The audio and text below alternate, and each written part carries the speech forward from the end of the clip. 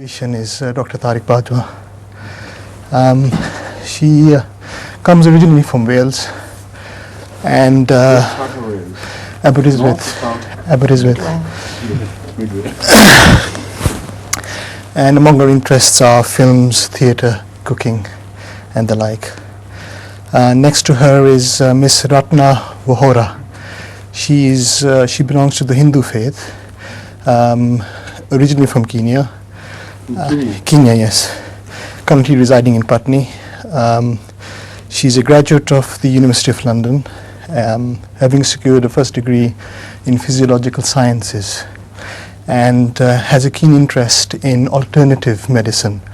She's engaged in a course in osteopathy at the moment, and also done short courses, passed them, in homeopathy, acupuncture, and other similar types of alternative medicine.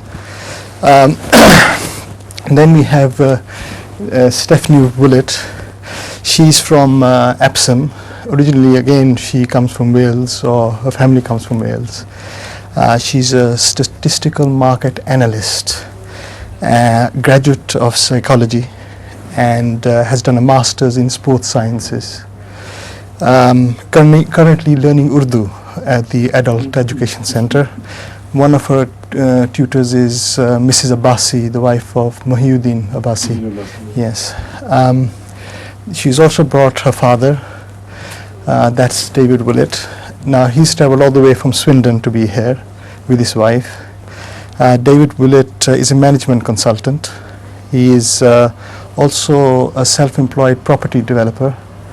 I understand he's also written for trade journals, and is interested in sport. His favorite sport is golf. Golf, yes. And then we have his good wife, Kay Willett. She's an interior designer. She is originally from Carmarthen, I understand, in Wales, yes? From? Carmarthen. South Wales, right. And she's got a keen interest in crafts. So these are our guests. Art, I understand. Crafts, handicrafts, sewing, designing wedding dresses, things like that. Yes. So we can start with Dr. John with the first question. Your Holiness, my question is regarding genetic creation. And I wondered what your feelings and the teachings were about the possibility of us nurturing perfection in our offspring by our ability now to be able to map genetic material with the possibility of eradicating disability by selective abortion. Do the scientists understand the genetic material and how it comes into being, or it came into being originally? How do the scientists understand how it comes into being? It's the long chain of proteins and other material are organized in a definite form and shape, and the chain is so long that so far I have not come across any scientific explanation as to how this order was created, and they were linked together in that specific order. You remove one chain and put it anywhere else, and the whole genetic material will be useless and meaningless. Have you come across any explanation as to how it could have been created automatically by itself? No. Not yet, yes. No. So that is what I wanted to confirm. Yeah. Because I have written a book recently in which all these things are discussed. So I have emphatically denied any such explanation. So with your authority, I am so happy that I have done rightly. That's right. Please. Your question again. From the fact that we're able to map genetic material, we can actually tell there are certain types of diseases that are meant to be inherited, and whether we are going to be able to get to a stage where we might be able to eradicate these types of disabilities, perhaps by selective abortion. And I wondered what your feelings were about that. I'm deeply interested in the subject, and I believe that it could produce beneficial effects for mankind if we study the genetic material more and exactly locate where the problem lies against other healthy material of the similar nature. And if we can eradicate that, that will be a great step forward in helping the mankind as such. And I believe it's not against religion at all, because God has created system of genes perfectly, and it was due to some later errors on the part of humans through taking wrong drugs or by diseases which sink deep into the human system, that some errors came into being. To locate those errors of the system, and to remove them will be helping the design of God.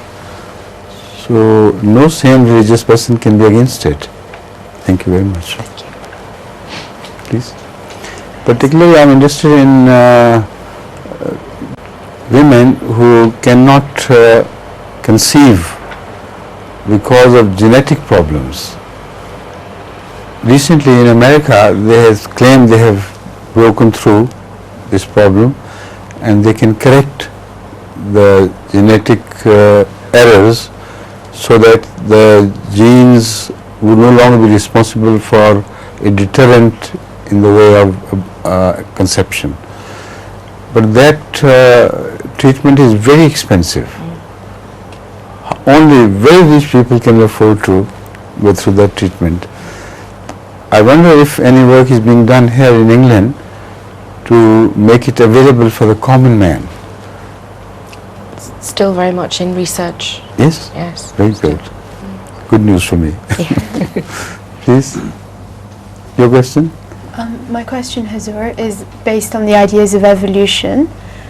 I feel that, well, it's been postulated by many scientists that we have come from ape, and in that time to be what we are today, we've come across... Who says that we were born out of apes? Not the modern evolutionists, no more so. No, but this is what I'm asking you. If we have come from them, we've developed very positively, saying that if we have. And today, we seem to be still evolving and creating new things. But I was wondering if evolution could perhaps be taking a slightly negative aspect, because a lot of things that we create today have knock-on side effects that are destructive to ourselves, like some medications. See, as far as the existence of evolution is concerned, no sane man can deny it. It's impossible. Evolution has left all traces of its progress, and we can order them in a manner that we begin from the beginning till the end of the time, and they are perfectly ordered. So as far as the concept of evolution is concerned, no sane person, religious or otherwise, can deny that. But the short route of evolution is so complexing that by a factor of chance, these links could not have been organized one after the other. And this is the problem which the scientists face today, have always faced. Some people suggest, suggest that if by chance these links were organized one after the other, the time involved for evolution would be more than 10 raised to the power of 249 years, which is eternity, almost eternity. It's a number which is impossible number. So the question which the religious scientists should face is that evolution is right, but it has to be organized and well-disciplined evolution by a conscious being who preceded this process of evolution. If you remove him from calculations, then the whole scheme goes wrong. That is what you should, if you are interested in God and his relationship with evolution, you should concentrate upon. As far as the ape concept is concerned, although Darwin did a lot of work in tracing the history of evolution up to apes and then to humans, but even Darwin admitted that the difference between the apes and humans is so large, and their mind and their mental capabilities, that it's impossible to visualize those missing links in between. But scientists who pursued the matter further recently, up to now, they have come across evidence that the branch of apes, which bore apes and other similar animals, was divided much earlier from the branch which led into the production of humans. So far so good, but the basic evolutionary tree remains the same. So it doesn't help any so-called religious person who denies the fact that we are born out of animals of lower order. He has to admit, if not apes, some other animals of lower order were our ancestors. So you cannot deny that. But the problem which is further created, if you deny the ape theory, is that where all these links have gone. First of all, only one or two links were required to be indicated, but now a very long line, comparatively longer line of animals seems to have disappeared altogether. And the gap between man and animal becomes even much wider. So these are the issues which you as a scientist should concentrate upon, and which incidentally have been discussed in the book which I just mentioned to you, which has gone to the press, and now any moment I hope it will be in your hands. If you care to leave your address with the Imam Sahib and go through that, please. Thank you. My question's related to capital punishment. Yes. I understand that Islamic law prescribes certain punishments for particular crimes, such as death for adultery and for absconding from Islamic religion. What I'd like to ask you today is about your opinion towards these punishments that have historically been acceptable, but in today's society may appear less acceptable. This issue has been so often discussed by me that I'm thinking of some other way of answering it. Otherwise, those who would see the videos would see the answer repeated again and again and again. One thing I have just thought of is that people in the West object against the taking of life of a criminal who took life himself, who is responsible for destroying life. But they do not object against the life which was taken by that criminal having been taken wrongfully. What is this equation? It's ununderstandable. A criminal is given the right to take a life, but the person whose life was taken, to what account is it is relegated? Why don't you protect the innocent people from the criminals? If you do not take the life of the criminal who himself has misappropriated the right to take others' life, then the tendency would go further, because the criminal will feel safe. He can play havoc with life. He can take hundreds of lives together of even innocent children, like it happened in England, and he will not be punished. So the basic principle is wrong. And I can show from data here, collected here by Christian scholars, or whatever, they were not religious Muslim scholars. The data they have prepared shows that the incidence of crime, capital crime, has increased definitely ever since this capital punishment was abolished. These are the factors which you should also take into account, please.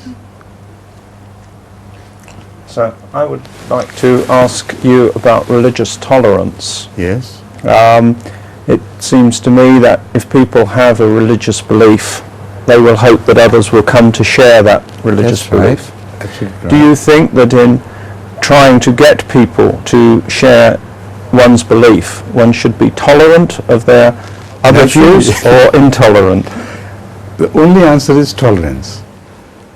Because if you do not tolerate religious differences, you can not win over minds and hearts to your faith, your way of thinking. And this is the meaning of the expansion of religion.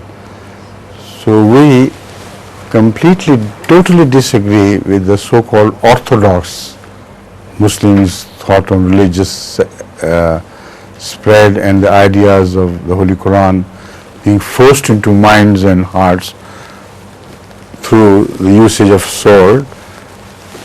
We totally disagree. Not only because our human conscience rises against this in abhorrence of this, but also because there is no such mention in the Holy Quran. Not in a single verse. On the contrary, the Holy Quran declares La ikraha fid deen.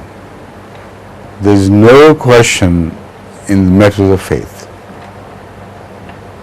One. And the second, addressing the people of Arabia, idolaters particularly, the verses of the Holy Quran, some verses of the Holy Quran dedicate this question to the issue of religious differences. And the last declaration is Lakum dinukum waliya deen. You are free to enjoy your faith. I am free to enjoy my faith. It's up to Allah to decide.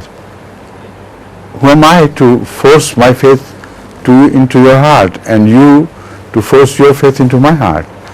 So these two fundamental declarations of the Holy Quran prove that the so-called fundamentalists are not fundamentalists at all. They invented new things. Right? Thank you. Sir, I'd like to understand why religion is so divisive. For example, Northern Ireland and Bosnia. Shouldn't religion teach us all to live in peace and harmony and with people of all creeds? Yes, it does. For a better world. I fully agree with you.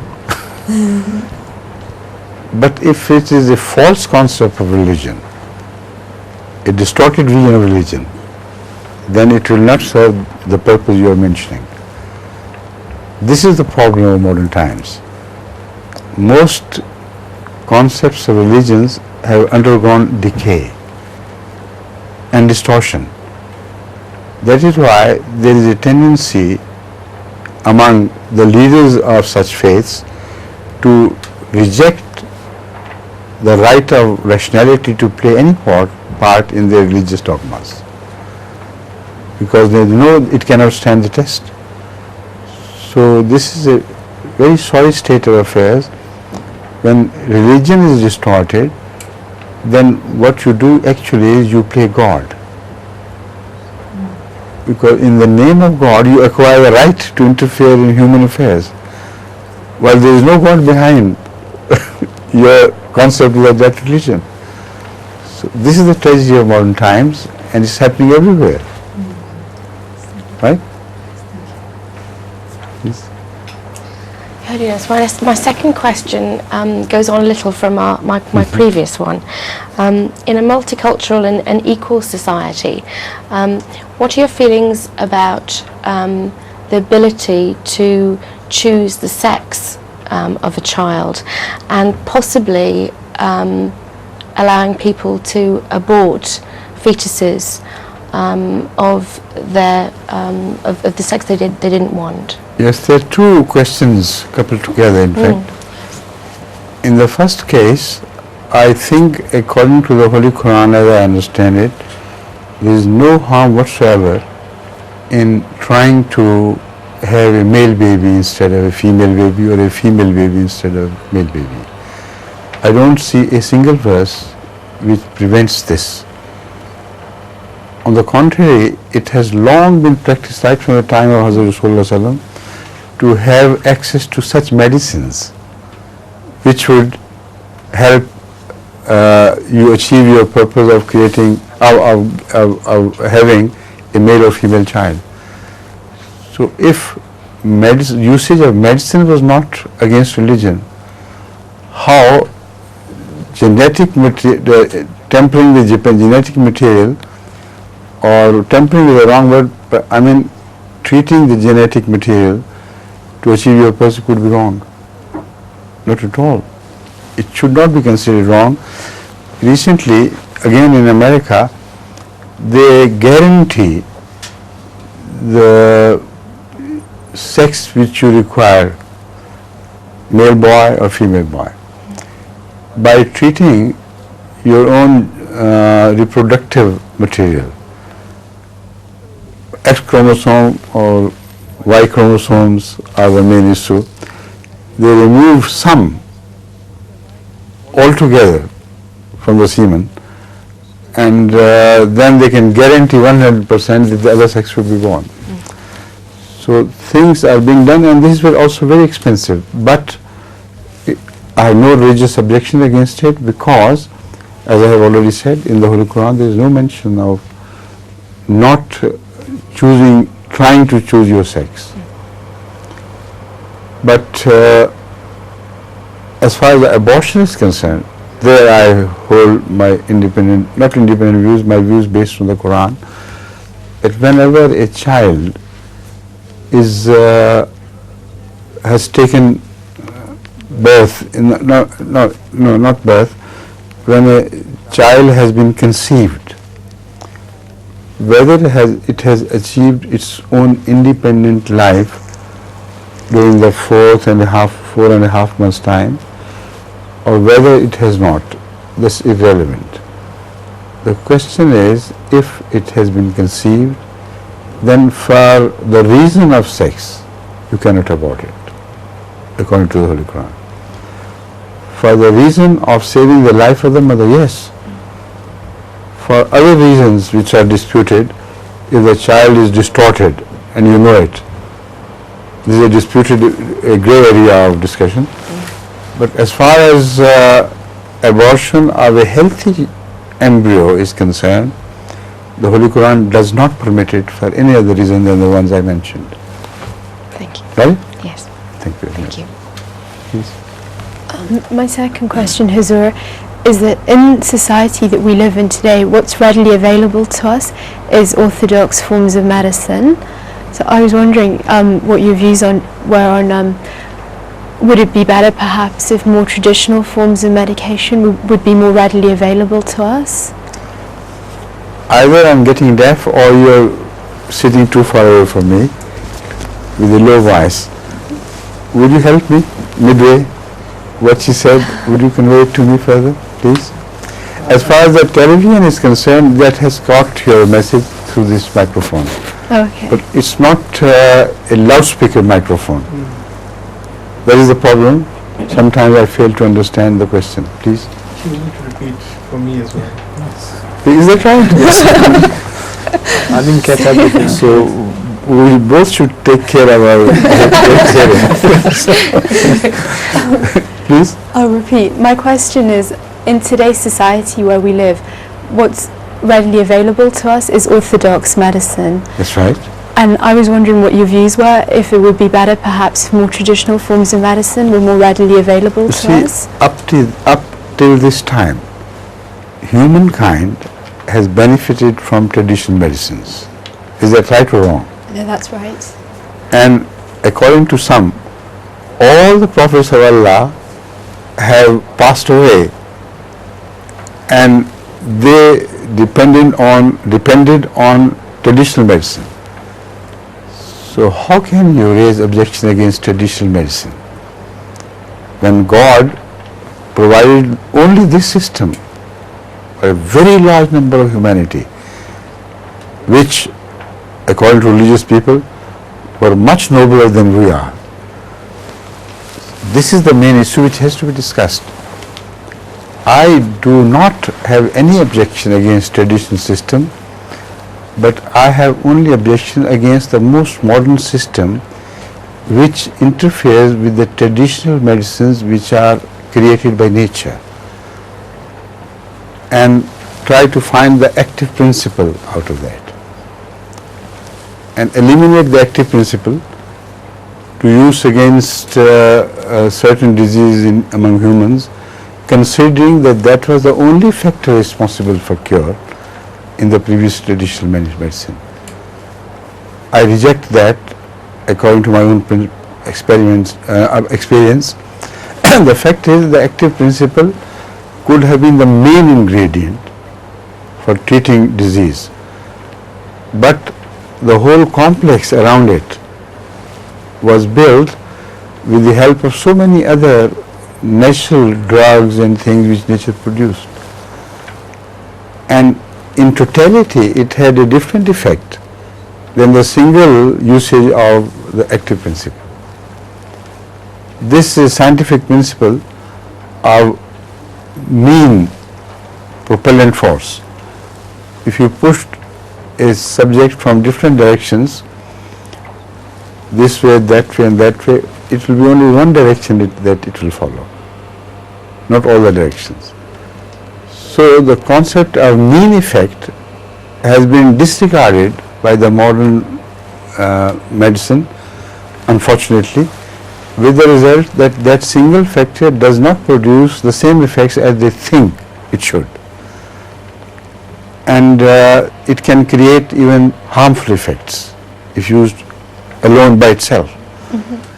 So that is my only objection against the so-called conventional medicine. The modern medicine has no longer remained conventional. The second objection, not the only objection, this is one objection. The second objection is they have started synthesizing medicine out of non-organic material, or even if they use organic material, they strike off one atom from one and put it to another part of the same molecular construction, and so on and so forth. Long chains are created through synthetic interference, while in the old traditional medicine, man had lived with it for thousands of years, and generation after generation man had known the effects of whatever was available as medicine. But in these newly synthesized drugs, you don't know. You may have experimented for a small period because the pharmaceutical industry has spent so much on this, so they cannot wait for 100 generations to monitor the result. It's impossible. The result is that they declare after a few experiments of a generation or two, we have found this drug excellent, it has no bad effect whatsoever. While we know that it may not have an apparent bad effect on the person himself, but if it's a lady who is carrying a child, it may have bad effect on the child. And what other bad effects will follow after 1, 2, 3, 4, 5 generations is still unknown. So they are criminals. I believe this pharmaceutical industry as a sort of drug mafia, who know it is wrong, but because they have to earn money, they permit themselves to do this. In the meantime, their scientists suspect the bad effects and quietly work on them, and synthesize a new drug which does not have those known defects, and declare to the whole world after they have distributed the earlier stock, all of it completely.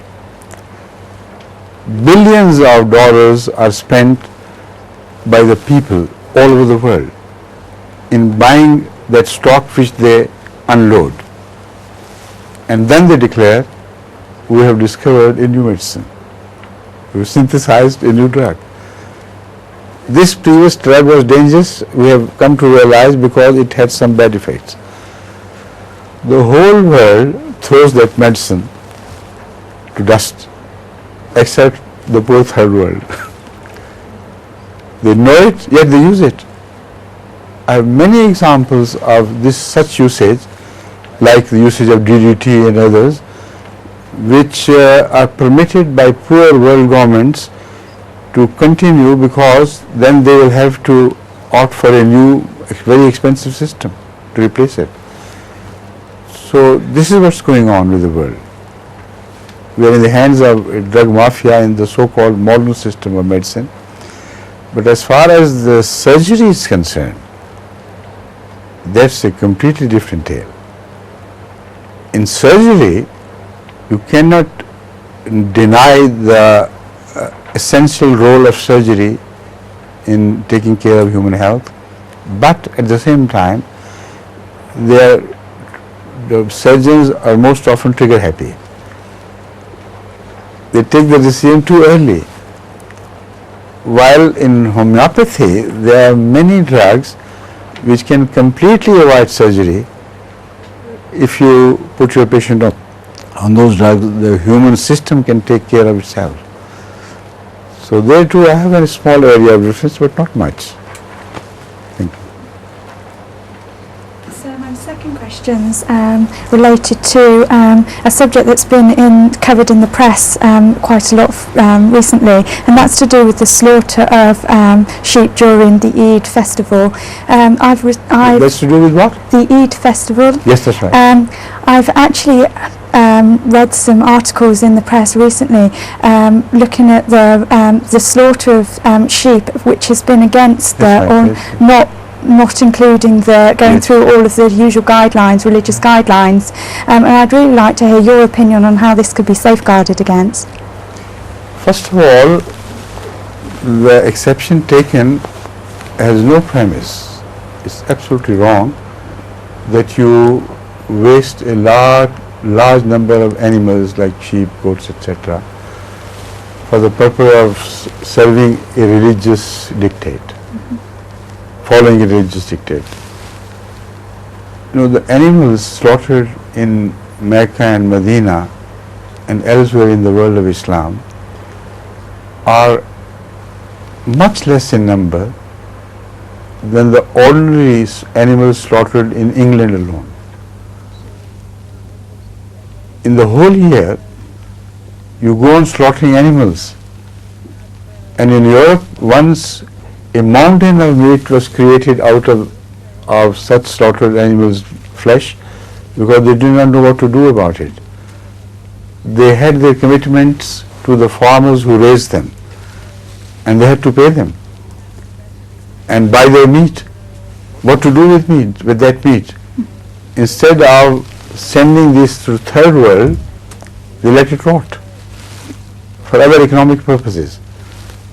So these critics forget the fact that in the poor world of Islam, most often it is poor, and where it is rich, the money is only appropriated by a few at the top. The commoner is most often poor. There are people in Pakistan who, maybe more than 10 million such people, who rarely eat meat more than once a year. All these people are forgotten. So this animal slaughter is not a waste at all.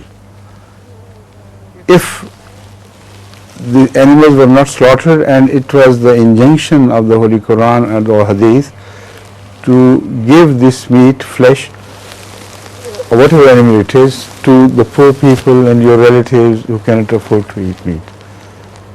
And don't appropriate altogether for yourself. Then, of course, objection could have been taken against it. But not now. There is one objection which is generally raised. The other is the manner of slaughter. Now, very knowledgeable people are sitting before me, doctors, etc. I'm sure they would support this contention that if you slaughter the animal by severing the jugular vein and arteries with a sharp knife, before the pain is felt by the animal's brain, the blood supply which is responsible for that consciousness is cut off. Immediately it is put off. But if you stun the animal, it's not killed. The blood supply is not cut off. The animal may suffer in silence, like some humans also experience that under a strong opiate, when they are operated upon, when finally they return to their consciousness, they realize how much they suffered during that period of so-called unconsciousness. You know, they had violent dreams, they had horrors of indescribable nature and so on and so forth. So this factor is forgotten by these critics, that apparently they are being kind to the animal by stunning him with a blow of something, and that blow of a hammer does not help him. Only it helps you, who see no signs of any pain. But the animal suffers from the signs of pain. But with a sharp knife, cut these arteries and veins, and instantaneously, immediately, the mind loses, or the brain loses the sense of pain or pleasure. So I think this is Islamic system is very correct system. This should be adopted by the West. I'm sorry, I don't think I phrased my question very well originally. What I was really interested in hearing is there's particular, in one particular article that I read, there's been a lot of slaughters that haven't gone through the guidelines, following the guidelines of Islam, and that's actually allowing other animals to see the slaughter of animals before they are slaughtered, which obviously brings fear to them. Right, this is correct. This I think is wrong. This has to be corrected, of course, because this involves a sort of cruelty. When the animals see other animals in pain, they do realize it, and I think something should be done about it. In general, we have been told by the founder of Islam, Hazrat Rasulullah Sallallahu Alaihi Wasallam, that although God has permitted you to use animal flesh, but you must not forget human decency, and you must always be kind to the animal you are slaughtering. This is the overriding instruction in all such cases. Thank you. Please.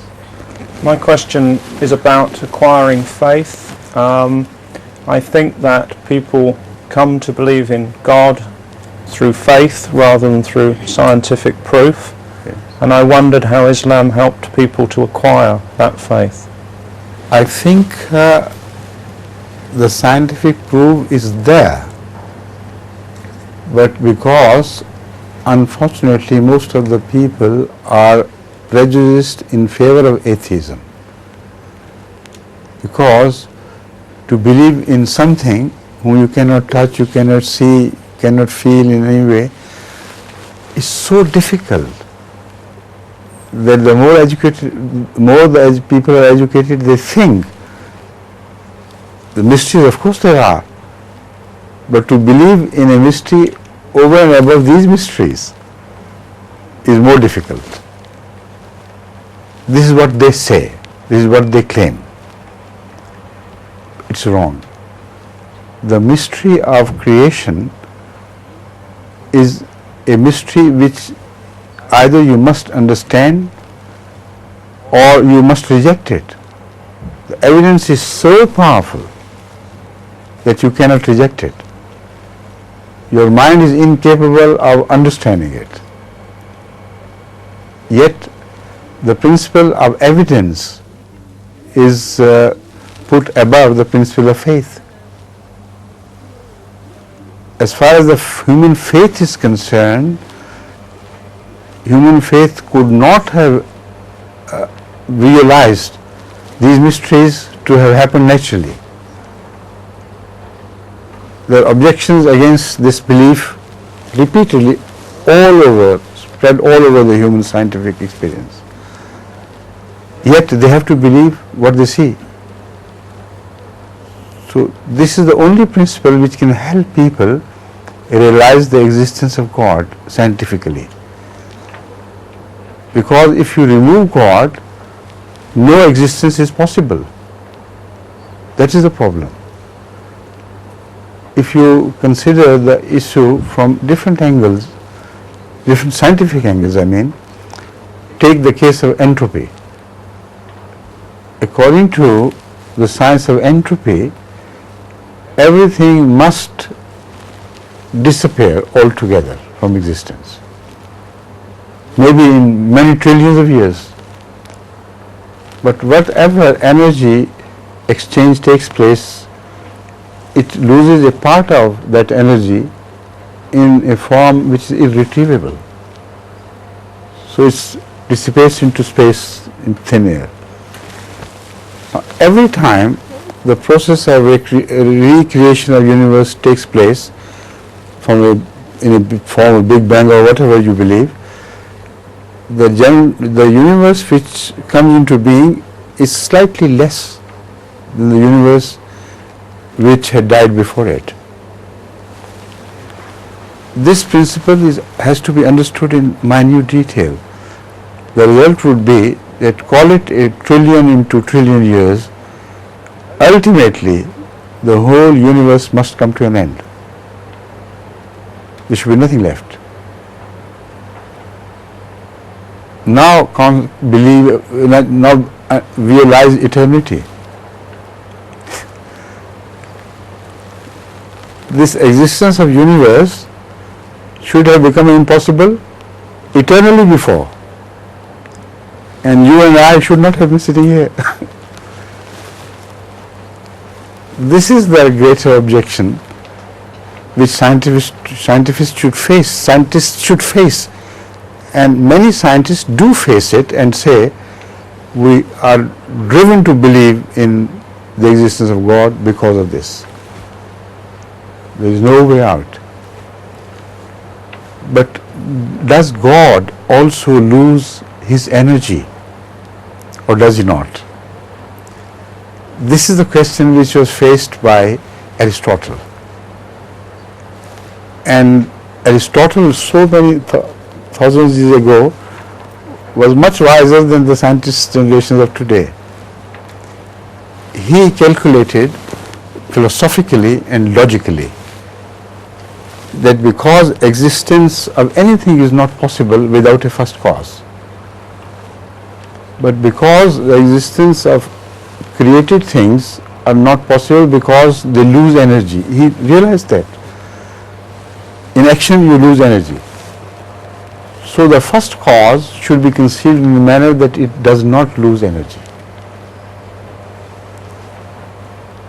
That is exactly the Quranic vision of creation with the word, which is also found in the Bible. The word is not action. The word is vision or wish for something. Now, God is not created, so it must have some attributes which are not created. Created attributes are not the attributes of the Creator.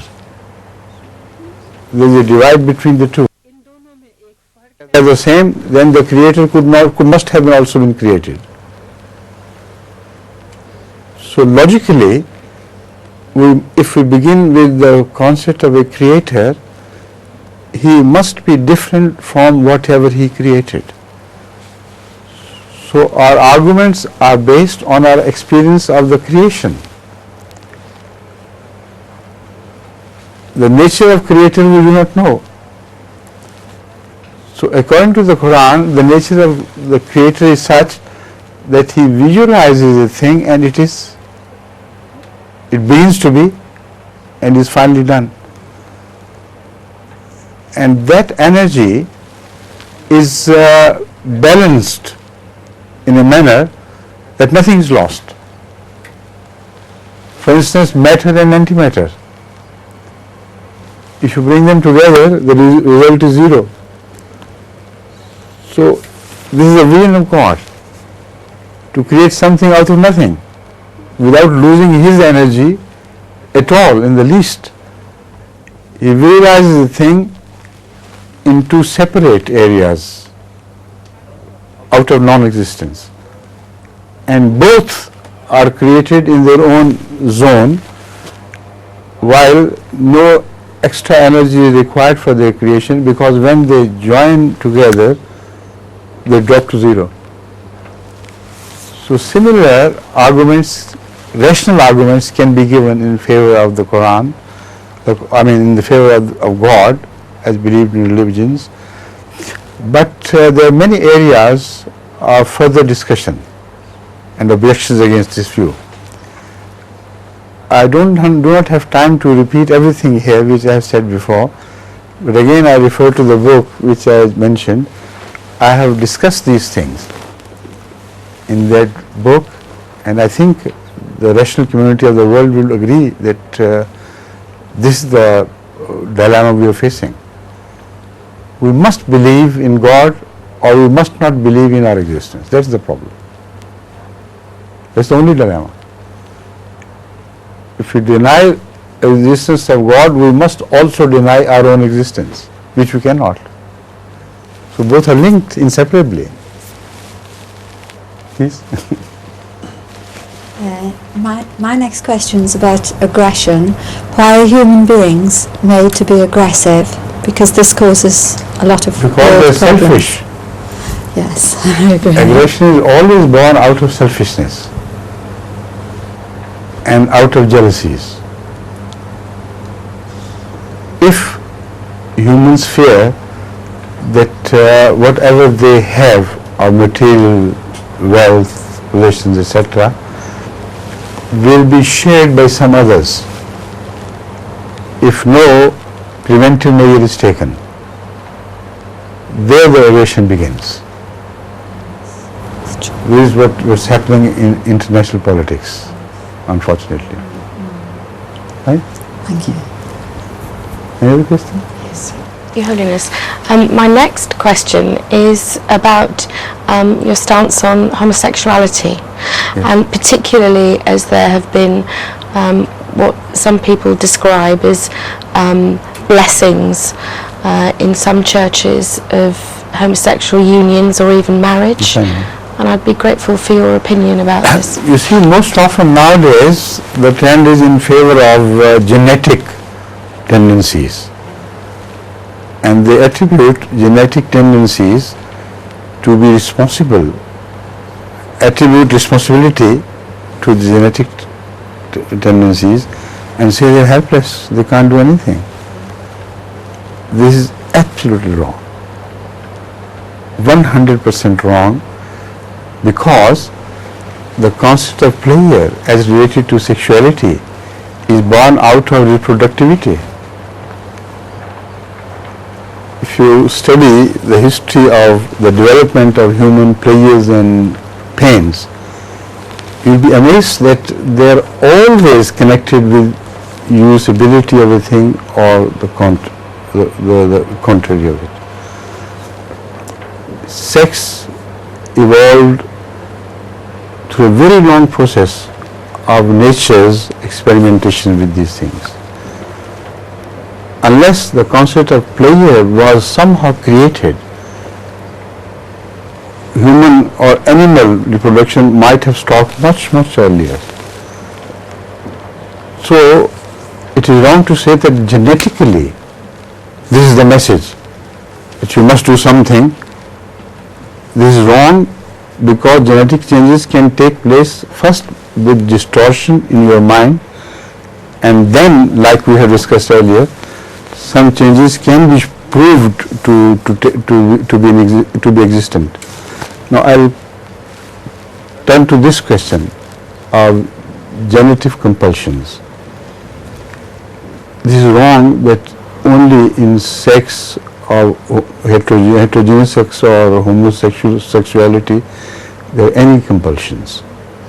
The fact is that the compulsions are born out of society and social behaviors.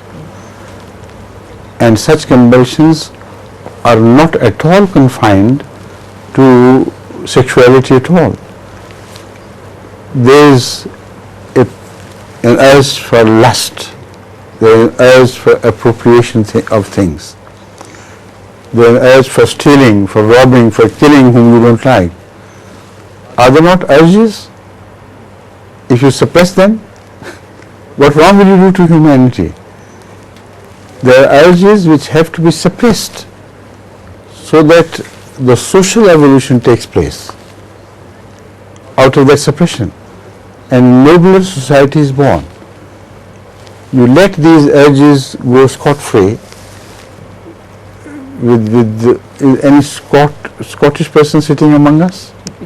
We do apologies to that. Only Welsh people are. Yes. We call it scot-free. I'm not referring to any Scottish attitude. It's a human attitude. Every person, if not disciplined, will play havoc with the peace of society by giving vent to his emotions. If I see a beautiful car, do I not desire to have it? Why do you prevent me from doing it? Will it not be suppression? Will it not be a psychological damage you do to me? So let it be. If I want a beautiful bungalow, why shouldn't I occupy it? I want to. So human urges are misquoted in relation to sex only. Human urges are spread over all the psychic behavior of man. And to suppress it does not mean, in Freudian words, to destroy something in man. To suppress it only means disciplining it. When you discipline it, better society is born out of that discipline. That is what we need today. Unfortunately, attention is not paid to these things, and we're stepping down ladder by rung by rung, into a decadence, a form of decadence of society from which we will not be able to extricate ourselves if we do not take proper measures against it.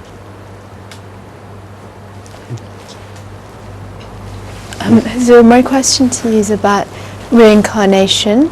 Yes. I'd be interested to hear your views. If after death, is it possible that the soul can come back? And now this is a very interesting question, but a very involved question, which has two faces at least, if not more. The Western world is shown one face, in which they believe that if they die, they will not lose consciousness altogether. And we love our consciousness. Even very diseased people, suffering people, would not permit themselves to be offered to the butcher's knife. They somehow adhere to the quality of life that is consciousness. In itself it has a pleasure, it's indescribable. To be or not to be, that is the question. So the question arises as to, if you do not believe in God and hereafter, what will happen to you? You die and that's all. So such societies who may be religious but who have a suppressed atheism among them, who do not really believe in the hereafter, they want somehow to live on. And this appeal of reincarnation is very powerful to them. And stories are invented that we went to a palace and we thought, yes, we have seen it before. While similar things can produce the same effect. When you see human faces, you're most often reminded of somebody you know who has a similar face like yours, for instance. When I saw you, I had that resemblance created in my mind. Almost all of you have invoked some memory in me. But that does not mean that we are all reincarnated in the same group. So they misuse this psychic impression in favor of reincarnation. The other ugly side of reincarnation is not told to them because it's against Indian interest. They want more and more people to be impressed by their ideology. But if they had told them the whole story, the world would abhor the concept of reincarnation. In the real concept of reincarnation, man in his rebirth is not necessarily born as a man. Either he is not reborn at all. If he is good, then he will be sent flying into a world of nirvana which may last till 1 trillion years, where the soul of that person would be freed, liberated from the bondage to matter. But if he is a very vicious person, only then he will be reborn immediately. There will be no nirvana for him. But he will be reborn not as a human being, as a dog, as any other animal, as a swine, as a pig, or even worms in his own intestines. Because this is the order of things according to this philosophy. So nobody knows whether a dog is playing with is his dead father. Who knows? If the dead father was vicious, then it could be that ugly dog which you keep in your house. All this is extremely stupid, unthinkable. One strong proof I give against this is that we know that man is becoming more and more evil. And yet the world is filled with multitudinous seas of humans. All the evil men of this generation should have been suppressed down, pushed down the drain into the creation of animals. We have concern for the extinction of animals. We are concerned for the overpopulation of humans.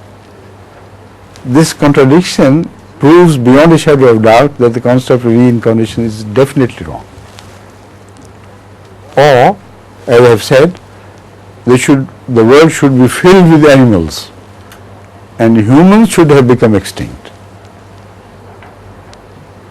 Right? Thank you. 2 minutes left. And another question, please. Yes. So I wonder if you could give me your opinion on marriages across different religions, particularly religions such as Christianity, Islam and Judaism. According to Islam, marriage is a universal process. Whether religiously it is right or wrong, it is valid. Right and wrong in the sense and that in some cases, if a person does not bring into consideration the religious injunctions, he would earn displeasure of God, that's all. But as far as the marriage and the issues out of all marriages are concerned, they are legal and they do not lose any right whatsoever. This is the Quranic teaching which is very clear, and whoever holds a contrary opinion is wrong, he has no basis. Apart from that, according to Islamic teaching, the marriage should be organized in a manner as to create a happy wedlock with least problems. And considering this, Islam permits Muslim men, again with the same condition as I have mentioned before, to marry Ahl Kitab, the people of the book, whether they are Jews or Christians, but does not permit them to marry idolaters, because in their homes there will be such a strong contradiction that it will be unbearable. At least in name, both Jews and Christians say there is one God. The detail is understood differently. So against the unity of God, you have no objection. But when you have idols in your home, then it's impossible. It becomes an impossible situation. So because the time is about to be over, a few seconds are left, let me end it with this suggestion that when you consider Islamic injunctions, consider them in view of what I have said, and then they will become understandable. Thank you. Shall I take leave of you now, please? Because although I don't want to take leave of intellectuals, it's such a pleasure to be with them, but I have other works to do.